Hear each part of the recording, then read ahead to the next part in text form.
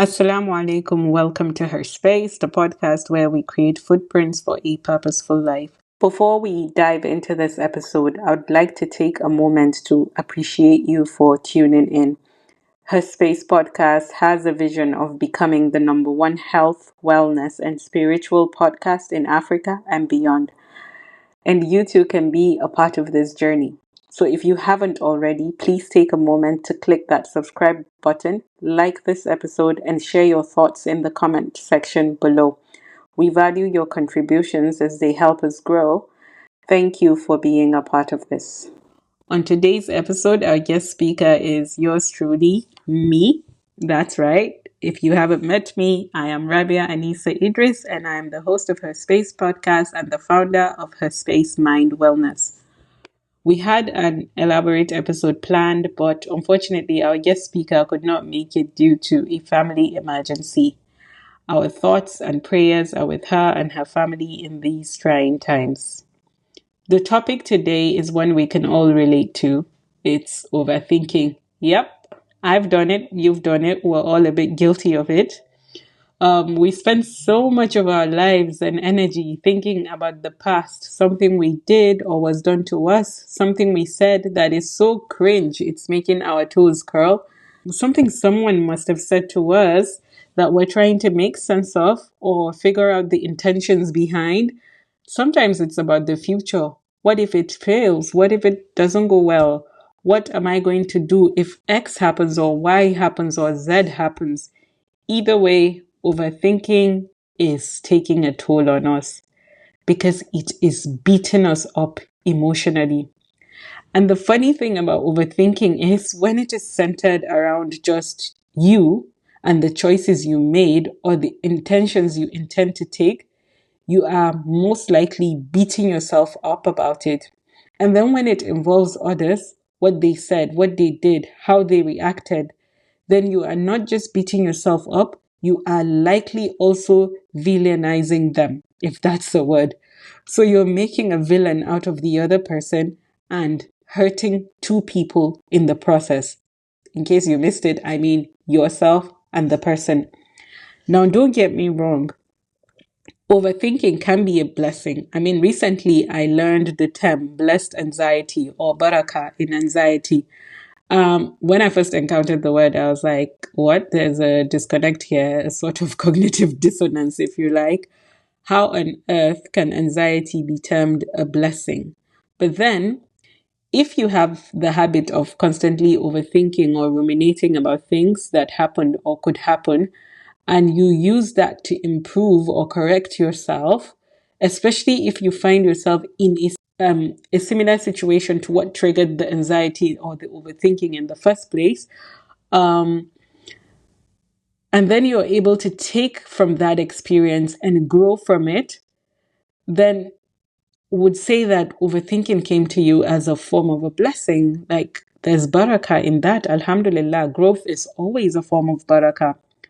But if all it's ever done to you is create some sort of resentment in the way you see yourself or see others, all you do is judge yourself, be harsh and critical to yourself or to others, then that becomes a problem that you may want to consider working on.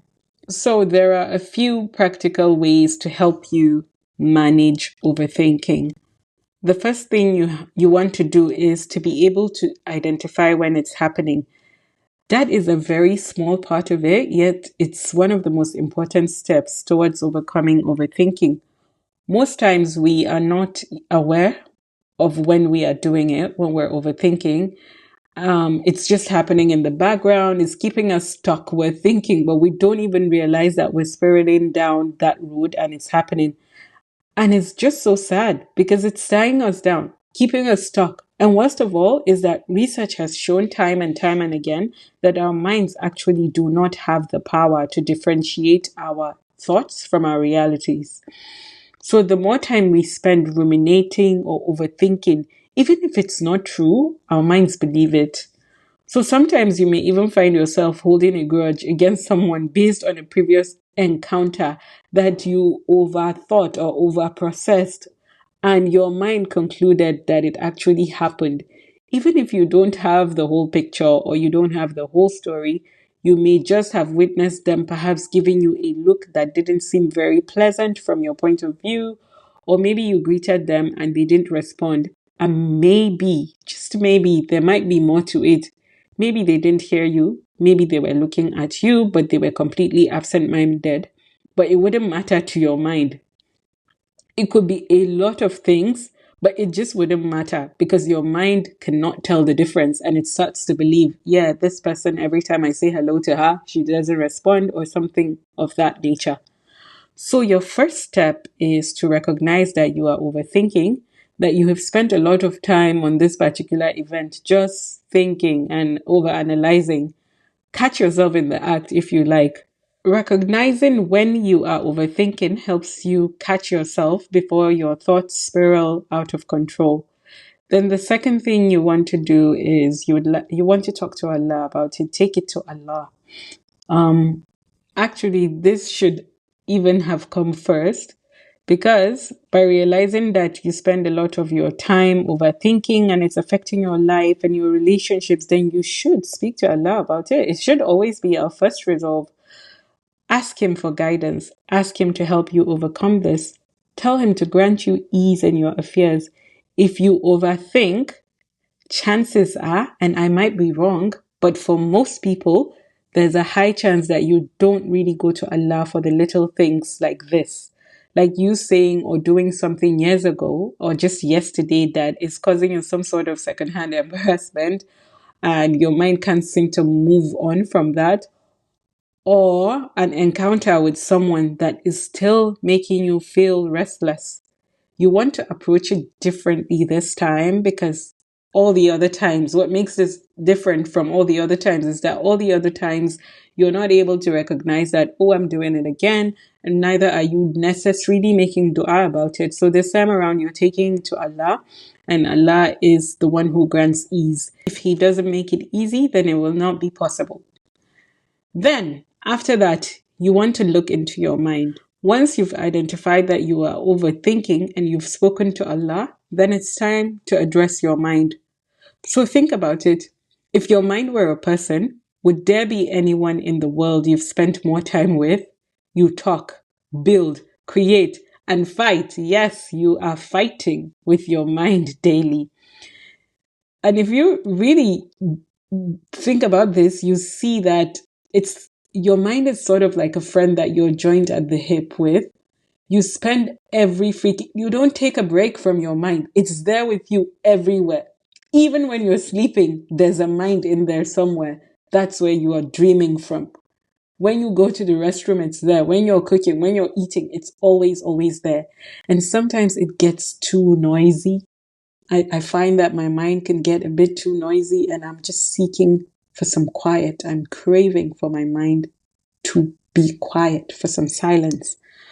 So what you want to do is you want to ask yourself, is this the kind of conversation I want to be having with my mind? I mean, think about it. If your mind is that friend that you're glued at the hip with, is this the kind of conversation once your mind starts, you've recognized, okay, we're spiraling, we're doing that, we're overthinking, overanalyzing. Is this the kind of conversation I want to be having with my mind, with my friend? Bracket. If the answer is no, that realization alone sometimes is enough to stop the overthinking. Trust me, it's a well researched field. It sounds so trivial, but when you try it, you see that just being able to recognize, oh, I'm doing this again. This is the kind of conversation I want to be having with my mind, and you say no, it's very easy for you to just close that chapter and walk away from it. However, it's not always that easy. And like I said earlier, what's between you and your mind is a sort of relationship. And every relationship out there, whether it's between a parent and a child, spouses, siblings, friends, neighbors, every relationship thrives on the quality of conversations you have, and effective communication is basically the same thing. Sometimes effective communication is not always the quality of conversations, but I think one way or another, they're very much interrelated. But when it's not that easy, you need to reframe the conversation. And what you have to do is step back and observe your thoughts rather than believe them. So, for example, if your mind tells you, when they said X, they meant Y, ask yourself, is that true? What you know is they said X, sorry. The rest is just your interpretation. Separating facts from assumption helps you break the cycle of overthinking. And in doing that, what you're doing is that you are reframing the conversation. And instead of passively allowing the overthought to control your mind, you are actively engaging and reframing, effectively communicating. Because, like I said, sometimes it's just happening in the background and we're so passive about it, we don't know that it's happening. So you're effectively communicating. And like we mentioned, effective communication improves the relationship you have with your mind. And as you are doing that, you are also teaching your mind new ways to perceive situations. Remember how we mentioned the mind can't tell the difference between thoughts and reality. So you are showing it, teaching it alternative realities to the conclusion it is trying to make. And mind you, your mind making these conclusions is mainly because it's trying to protect you. It senses some form of danger, even if there's no real danger, and that's the way the mind protects you. And maybe in the beginning, when you start to actively engage with these thoughts and you're trying to reframe them and all of that, you might find some form of resistance from your mind in engaging this process. And seriously think about it. For years and years of your life, 20 years, 30, 40 years, maybe less, maybe more, you have, your mind has been very comfortable thinking in a specific way, and you have passively allowed it to do that. And now, out of nowhere, you are trying to teach it a new way of thinking. So of course there's a resistance. Wherever there's change, there's resistance. And that's why I think this is the kind of thing that pop psychology refers to as unlearning. However, research in neuroscience is showing us that unlearning is not possible. I mean, it's a nice word, but in the actual sense of it, it is implying that we are trying to let go of the things we know or things we've been conditioned to believe our entire lives and embrace new things. But then actually our mind or our brain is incapable of believing, of forgetting. What we're doing instead is we are creating a new neural pathway that we plan to use more often so that we become more adjusted to it than the old ways. So if you think of it, think about it as a road that you have walked or drove by for your entire life to get home. Let's say it's just a road to your house and you've gotten so used to using it years and years, your whole life. And then all of a sudden you learn that, oh, that particular road has been puncturing your tires for years and you didn't even know.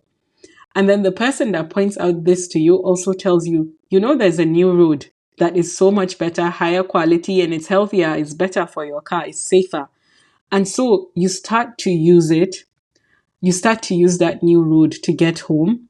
Um, Maybe it feels a bit weird at first because the old road was maybe even shorter. But as time goes on, you start to get used to it. You start to become very accustomed to every turn, every bump, every landmark on the road. Everything begins to feel more and more familiar. And as time goes on, you grow to love it.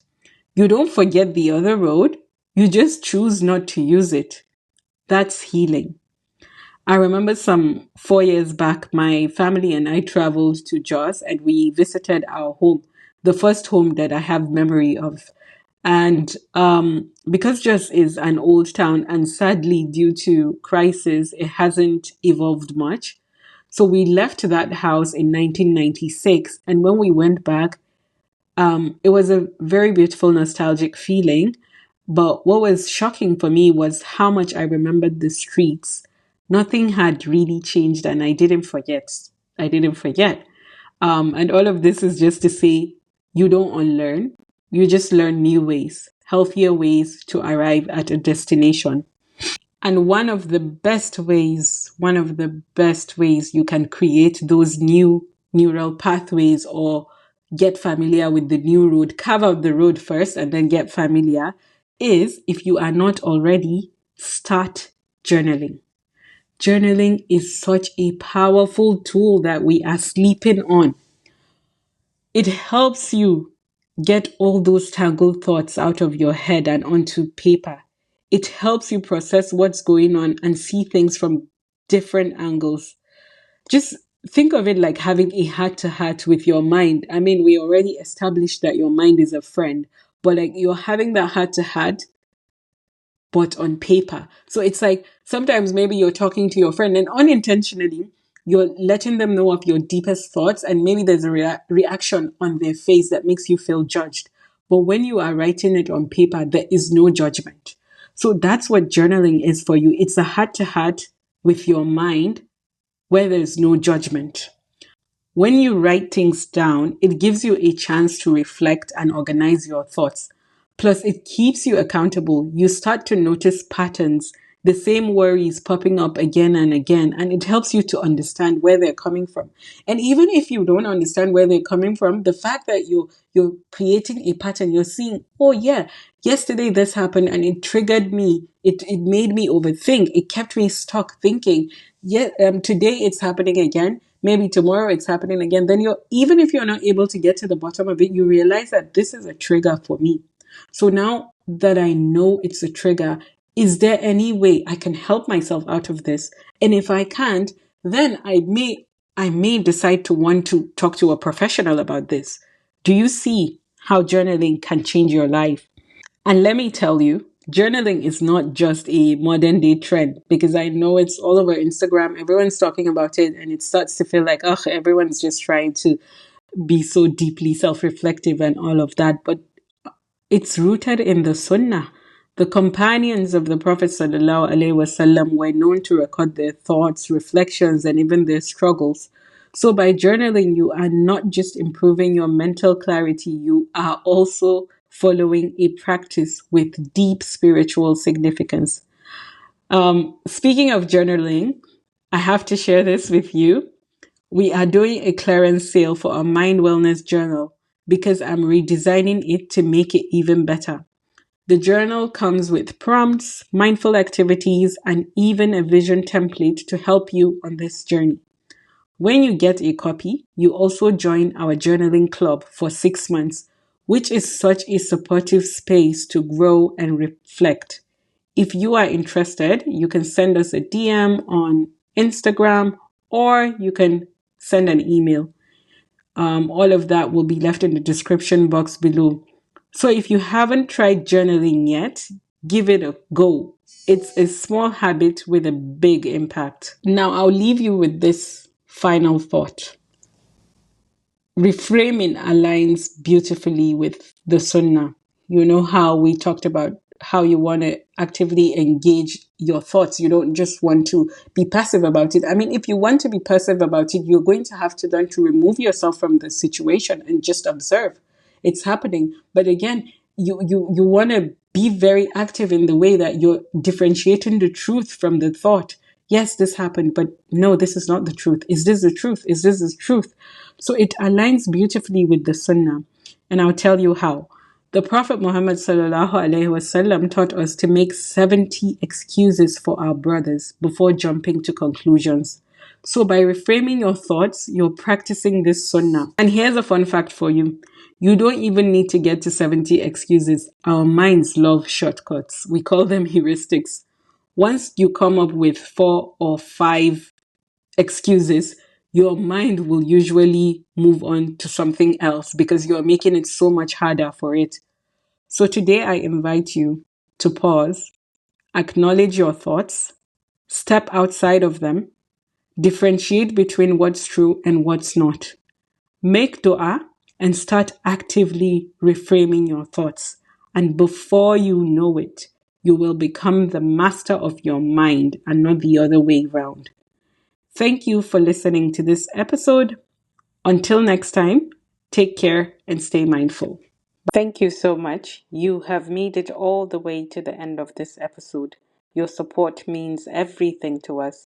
Help us achieve our goal of becoming the #1 health and wellness podcast in Africa and the world by engaging with the podcast. like, subscribe, and share it with the people that you love. And if you'd like to connect with our guest speaker, you'll find their contact information in the description box. We truly appreciate you for being a part of the Her Space community.